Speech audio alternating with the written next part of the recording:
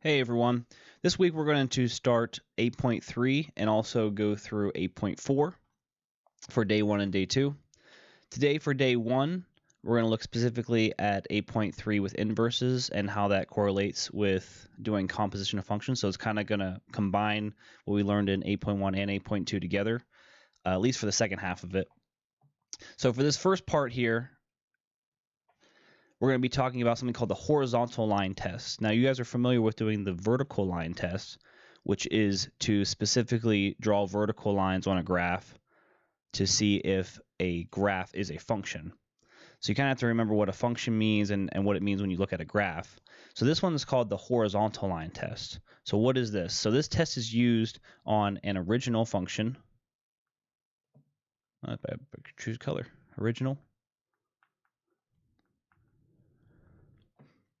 So the original graph that you have, to see if its inverse is also going to be a function. So if you look at a graph and you do the vertical line test, going up and down, vertical line test, that's to see if that graph is a function. If you do something called the horizontal line test now, that's to check if the inverse is going to be a function as well. So we're going to practice doing that with some graphs. Now into example 1, two functions are graphed here. So we have I and then a double I here. We don't really need to know what the equations are. We're just doing the vertical line test and horizontal line test. So we're going to tell whether the inverse of the graph functions are also functions. And then we can explain why. Tell where the inverses of the graph functions are also functions. So we're going to look at this over here and just do the horizontal line test. Now, if you look at this and do the vertical line test, it is a function. But it's not asking for that. It's asking whether or not the inverse is a function. So we're going to do the horizontal line test. That just means you have to go draw across, go across, and it's kind of the same rule. Can you hit more than one point on the graph? Well, absolutely. I hit multiple points on these graphs. So what does this tell you?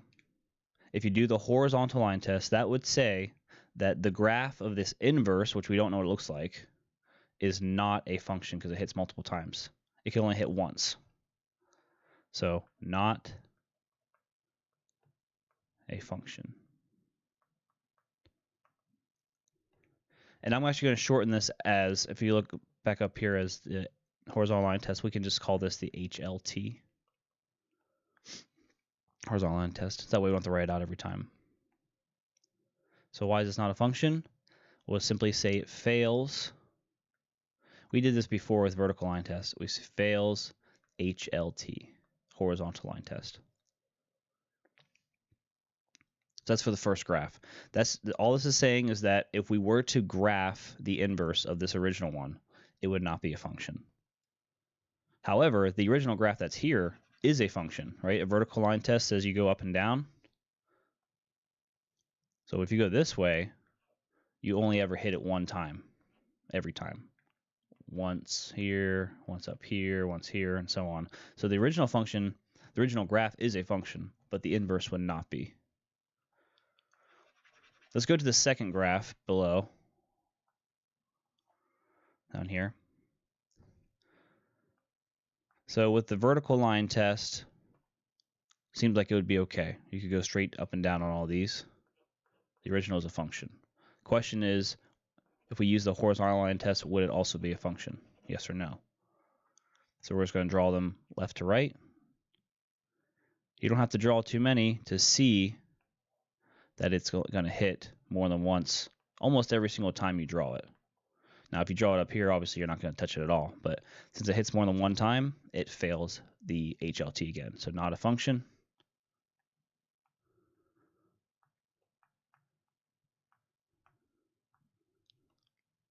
Fails HLT. Same answer.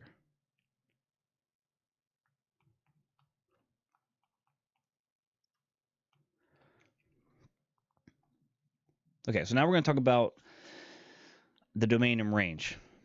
We are kind of familiar with how to do domain and range, but we don't know how to do the domain and range of the inverse. So the first one we're going to do is domain and range of both graphs we have here. And then we're going to do the inverse of both graphs, which is actually very, very easy. So you look at the first graph, we have the domain. Well, since domain is the x values, since it goes forever to both directions, left and right, we can say that that's going to be all real numbers. So if you'd like, you can use the symbol, all real numbers. The graph goes on forever in both directions, left and right. The range, if you look at that, that's the highest point and its lowest point. So that would be the highest point that it touches up here is 3. And same thing down here, it goes down to -3. So if you remember how we wrote that, since it touches both those points, we could say it's -3 with a bracket all the way up to 3 bracket. Let's go down to the second one. I should erase some of these lines on here. So the domain here, again, it's your x values from left to right. So this one actually goes down and to the left forever. So it's still growing out to the left. The other side goes down and to the right forever. So what would that be for domain? All row numbers again. How about the range? That's your y values. It can, since it goes down forever, both left and right side, that would be going down to -infinity. But it does not go up forever. It actually stops at a point, and that point up here is 2. So we can say this is parenthesis -infinity, comma 2 bracket. So that's just the original graphs that we have here. I just did domain and range for both of them. You should already know how to do that. Nothing new. The new part is what is the domain and range of the inverse? We don't know what the inverse graphs look like, but the easiest thing to do when you're talking about inverse with domain and range, just like we did with a point when we had x, y, we said we had to switch the x and the y around. It's the same idea. The inverse of each one of these is just switching them around. For the first one, it had a domain of all real numbers. That means the range, so we're going to switch these two. That means the range is going to be all real numbers. If the range is -3 to 3, the domain will be -3 to 3. So what we're doing, I'll just write this out here. Switch domain and range for these problems. And that will give you the inverse. So for the second graph, really easy again, switch them around. The domain would then be -infinity to 2, and the range would be all real numbers.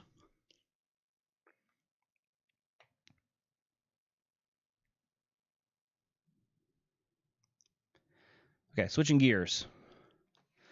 Important. This is kind of taking us back now to the second section we did last week, so Wednesday.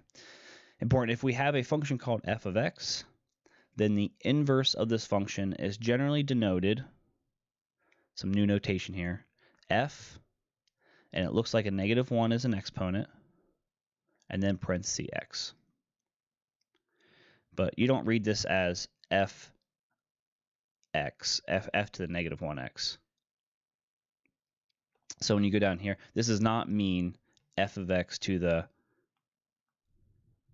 -1 power.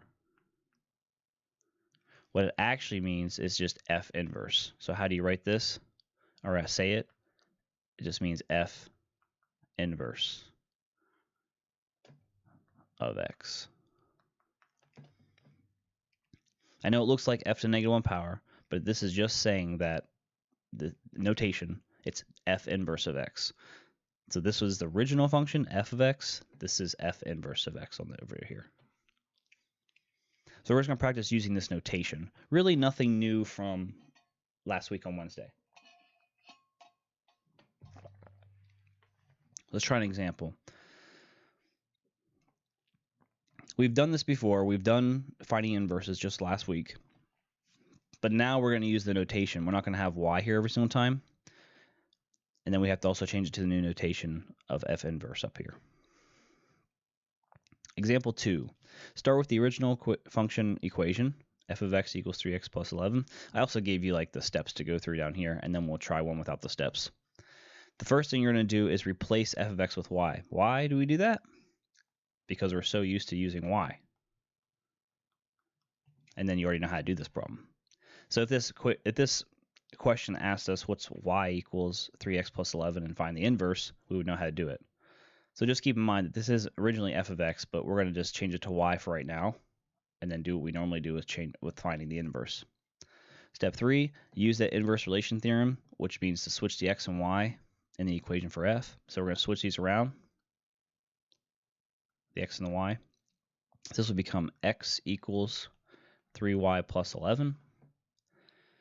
And lastly, like we did last week, if you go down to step 4, solve for y. So how do we do that? Minus 11 on both sides. There we go. So we get x minus 11 equals 3y. And then to get y by itself, since I have multiplication here, divide by 3. Those cancel out. Y equals x minus 11 over 3. The last step here, which I did not include as a fifth step, is we're now going to use the correct notation. So if you look at the very first step, this is f of x, the original equation, 3x plus 11, but our new equation is x minus 11 over 3. We don't want to include that and say it's equal to y. That was just kind of a placeholder. We want to get rid of the y and change it with our new notation, f inverse. So when you solve these problems, you're going to go back to the original and say, well, the original was f of x, so the inverse now can be written as your notation that was up here in this box here. So this is the inverse function, so this is f inverse of x as a -1 power, but you don't read it that way. So that would be your final answer. We're going to try another one like that. Example 3, let h of x equal x times the quantity x, or 8 times the quantity x minus 2 plus 5 over 3. We're going to find a rule for the inverse. That just means find the inverse of this function. So you can still go through the same steps as we did up here, where we change the f of x to y, do all that stuff. I'm going to do the same thing. Basically the same steps. So we're going to change h of x to y. And at this point, if you want to mess with this other side a little bit, you can, because you know you can like distribute and things like that. You don't have to. There's multiple ways to do this problem. You can get rid of the division by 3 if you want. There's just a lot of things to do. But let me first do it step by step, and then we'll see how we want to solve this. So all I did here was change the h of x to a y. Then we switch the x and y variables. So x equals 8 times y minus 2 plus 5 over 3. Now this is where you can decide what you want to do. We're going to solve for y. There's a lot of junk inside there. Like I said, you can get rid of the 3 by multiplying both sides by 3. You can distribute the top and simplify the top if you want. It doesn't really matter. I'm going to maybe get rid of the 3 first. So multiply both sides by 3. Or you can say it's 3 over 1 if you'd like. So that way they cancel. So on the left-hand side, we'll get 3x equals, these 3's are going to cancel. And I'm also going to simplify the top here.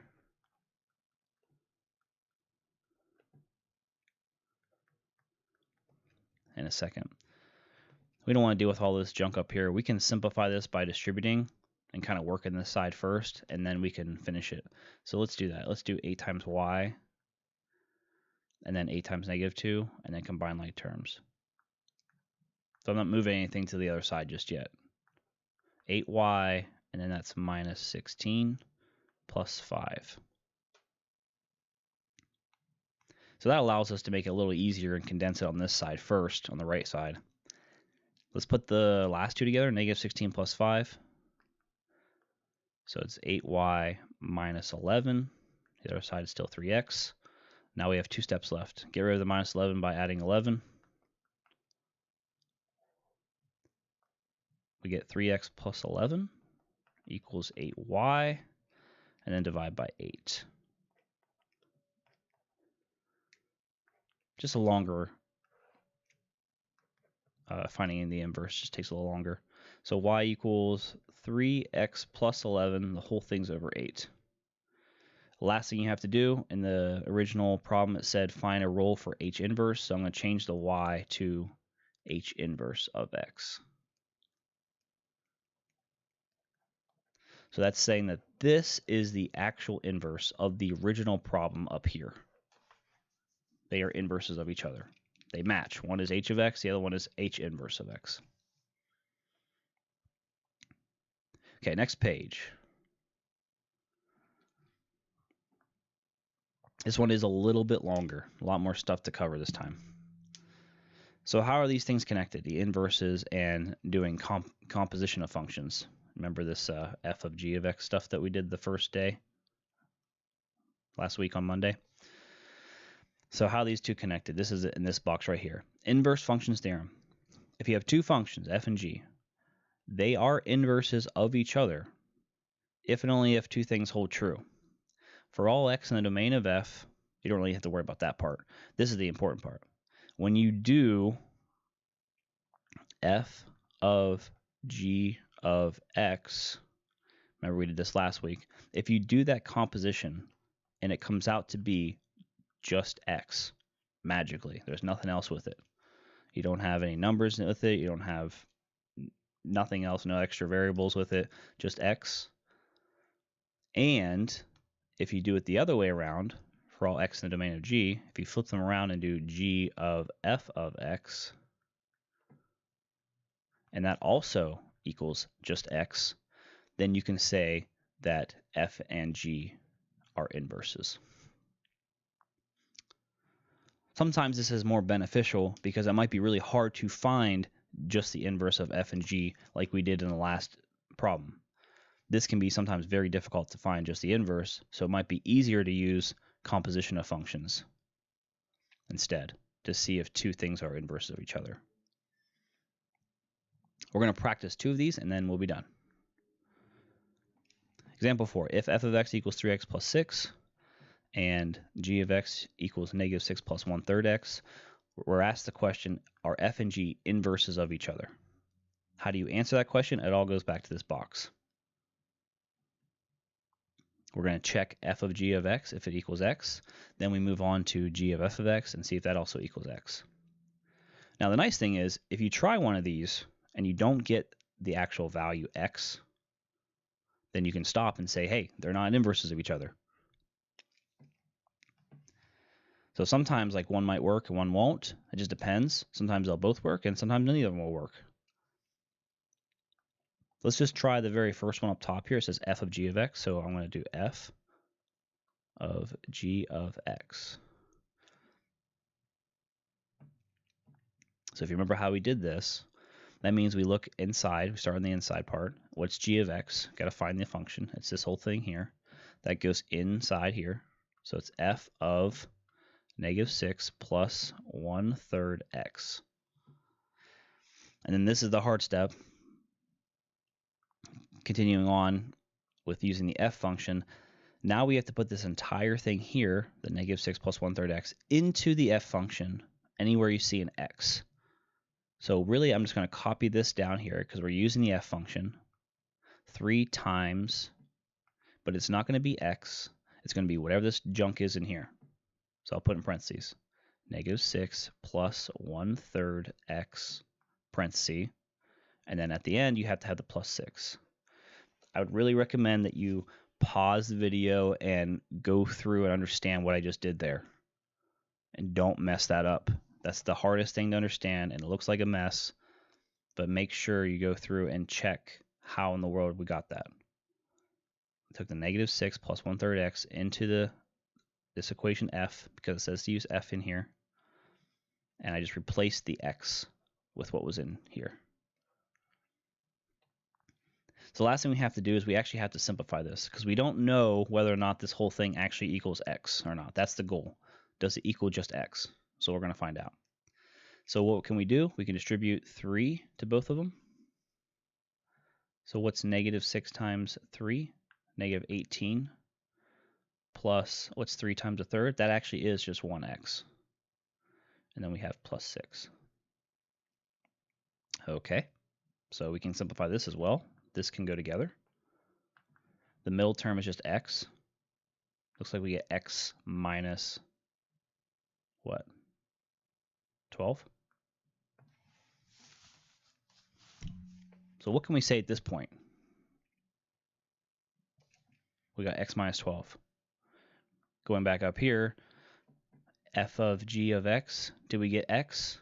No, we did not. So it already failed the criteria of these two to be inverses. So we can say f and g are what? They are not inverses. Why? So if I was asked for an explanation as to why, because when we evaluated f of g of x, we did not get x, just x. We got x minus 12, and that's not good. That means they're not inverses. So to say that they're not equal to each other, I just put a little slash here. F and g are not inverses because when you do f of g of x, we did not get x. And only one has to not work for it to break, so we can stop there. If this ended up being just the letter x, we would have to then flip these around and try it again to see if the second one was also true, because these both have to be true up here. All right, last problem.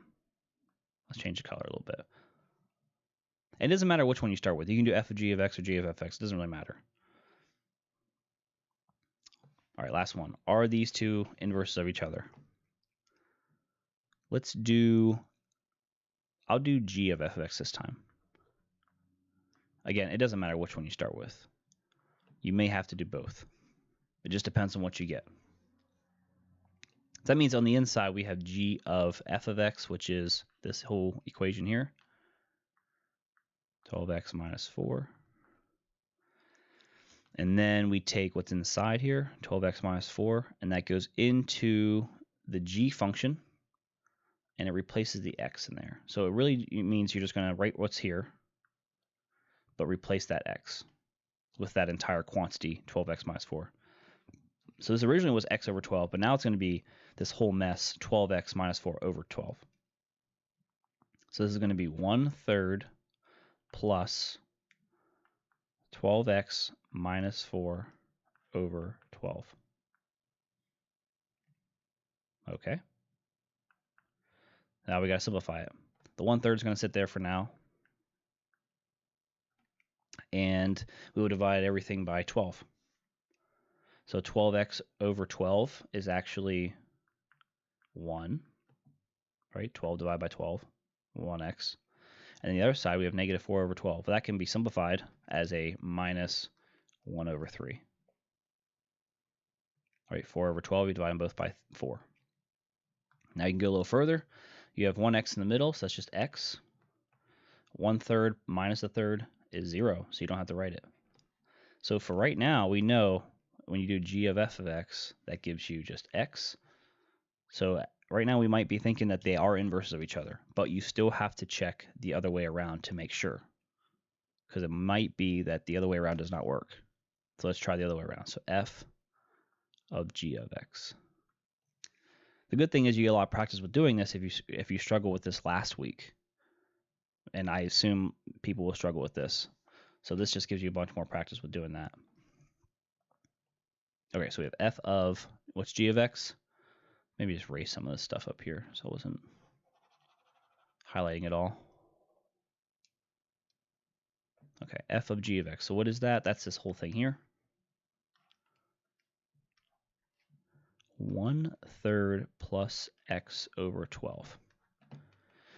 Now the next step, again, you have to take this entire quantity that's inside here, and that goes into the f function. So find the f function that's up here. That entire thing, the 1/3 plus x over 12, has to go into this equation for that x. So I'm going to write what's up there, basically, the 12 times something minus 4. That something comes from what's inside here, so it needs to be transferred over. 1/3 plus x over 12.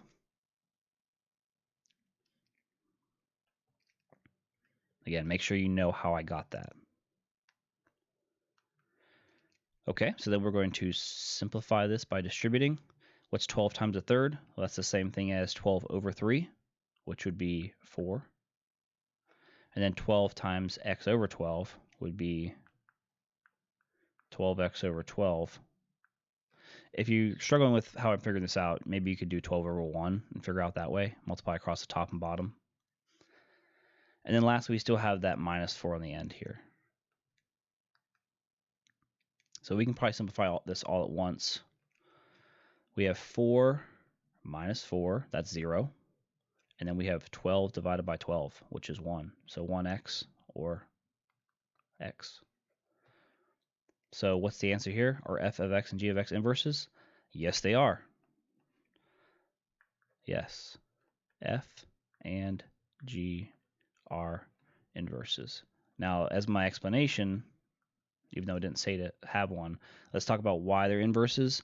Only because when you do this composition, both of these, f of g of x and g of f of x, if they both come out to be just x, x, x, that means that they're inverses. That all goes back to the top box up here, the inverse functions theorem. So yes, f and g are inverses. Why? Because g of f of x and f of, I messed that up, f of g of x both equal x. And that's it. I know this one's like kind of a lot to digest. There's like 3 different parts. You have the equations that we did, or the graphs that we did, and then just practicing doing inverses, which is no different than before. We're just using new notation, the inverse notation. And then the last part's, I think, maybe the most difficult, combining both things, is figuring out whether they're inverses based off of composition of functions. Again, if you have any questions, let me know by sending an email or a message on Remind. And then we'll see you for Wednesday for day 2. We're going to do 8.4.